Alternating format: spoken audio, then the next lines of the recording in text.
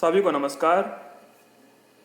मैं जितेश कुमार जांगीर, सहायक आचार्य चित्रकला, सर्वप्रथम आप सभी का ऑनलाइन ई क्लासरूम में हार्दिक स्वागत करता हूं।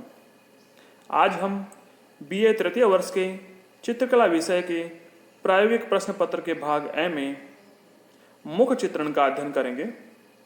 जैसा कि मैंने पूर्व के भाग में मुख चित्रण का अध्ययन करते समय आप सभी को जो सम्मुख चेहरा है उसका अध्ययन कैसे करते हैं, उसका क्या प्रपोर्शन होता है वो बताया था। चेहरे को कितने भागों में डिवाइड करते हैं, उसके जो अंग है वो कहाँ से कहाँ तक उन भागों में विभाजित होते हैं। उसी प्रकार से आज हम मुख चित्रण में पार्श्व चेहरे का अध्ययन करेंगे। पार्श्व चेहरे के प्रपोर्शन का, उस चेहरे में चेहरे के अंगों को कितने भागों में विभाजित किया गया है उसका अध्ययन करेंगे।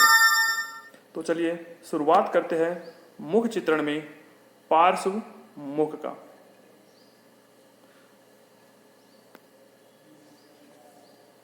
आपके सामने पार्श्व मुख का एक चित्र प्रस्तुत है।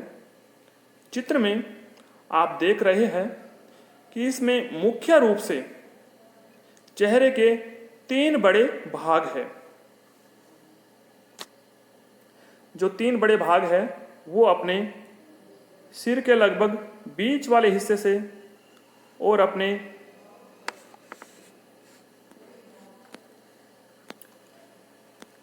दोबारा से बताता हूं, जो 3 भाग है वो उसमें पहला भाग अपने सिर के बीच वाले हिस्से से लगभग अपने कान के ऊपरी हिस्से तक पूर्ण होता है और यह अपने आईब्रो और अपने कान के ऊपरी हिस्से तक पूर्ण होता है। इसी प्रकार से जो दूसरा बड़ा भाग है वो कान के ऊपरी हिस्से से और अपने आईब्रो से नाक के निचले हिस्से और अपने कान के निचले हिस्से तक पूर्ण होता है। इस प्रकार से पहला भाग और दूसरा भाग, ये 2 बड़े भाग कंप्लीट हुए। तीसरा जो भाग है वो नाक के नीचे से और कान के निचले हिस्से से ठुड्डी के निचले हिस्से तक पूर्ण होता है और वो गर्दन के लगभग बीच वाले भाग तक पूर्ण होता है। इस प्रकार से ये 3 बड़े भाग मुख्य रूप से अपने चेहरे के आप सभी को करने हैं। बाकी जो आधा जो भाग है वो अपने सिर के सबसे ऊपरी भाग तक समाप्त होता है। इस प्रकार लगभग 3.5 भाग में अपना जो चेहरा है वो विभाजित होता है। एक बात आपको ध्यान रखनी है, जो बीच वाला भाग है, इस बीच वाले भाग में जो शरीर के मुख्य जो अंग है, जो अपने चेहरे के जो मुख्य अंग है, उनमें कान, उसमें आँख और नाक, ये 3 अंग समाहित है। ये कहीं भी ऊपर नीचे नहीं है। जो तीसरा भाग है उसमें अपना मुख और ठोड़ी वाला भाग समाहित है। इस प्रकार से जो पहला भाग है उसमें अपना सिर वाला भाग समाहित है। ये सब जो प्रपोर्शन है इसका आपको अध्ययन करना है। एक और दूसरा तरीका, दूसरे प्रकार से हम इसको समझेंगे, सेम ऐसा ही तरीका है, ज़्यादा अंतर नहीं है। जैसे कि पुरुष आकृति में आपके सामने एक सम्मुख चेहरा है और एक पार्श्व, लेकिन आज हम पार्श्व चेहरे का अध्ययन कर रहे हैं। जैसे कि पार्श्व चेहरे में इसमें सबसे जो बड़ा भाग है वो पहला भाग है, वो अपने सिर के ऊपरी हिस्से से लेकर के और अपने कान के ऊपरी हिस्से तक और अपने आईब्रो तक पूर्ण होता है। ये एक बड़ा भाग है। इसी प्रकार से दूसरा बड़ा भाग जो है वो अपने नाक के निचले हिस्से तक और अपने कान के निचले हिस्से तक पूर्ण होता है। और अंतिम जो तीसरा भाग है वो अपने नाक और कान के निचले हिस्से से अपने ठोडी और अपने गर्दन के पिछले हिस्से तक पूर्ण होता है।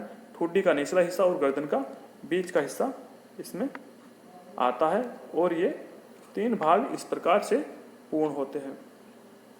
इसी प्रकार से पुरुष आकृति के अलावा जो महिला आकृति का जो चेहरा है, जो पार्श्व चेहरा है, उसमें भी यह विभाजन उसी प्रकार से किया हुआ है।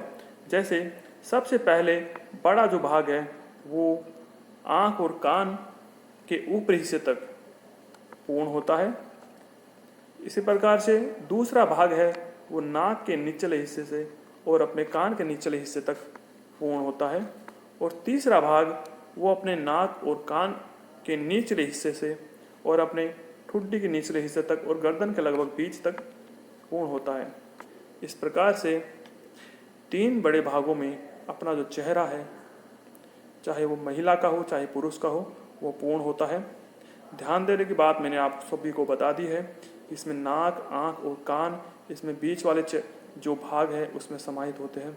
बाकी अन्य भाग है उसमें पहले भाग में अपना सिर और तीसरे भाग में अपना मुंह और ठोड़ी वाला भाग पूर्ण होगा।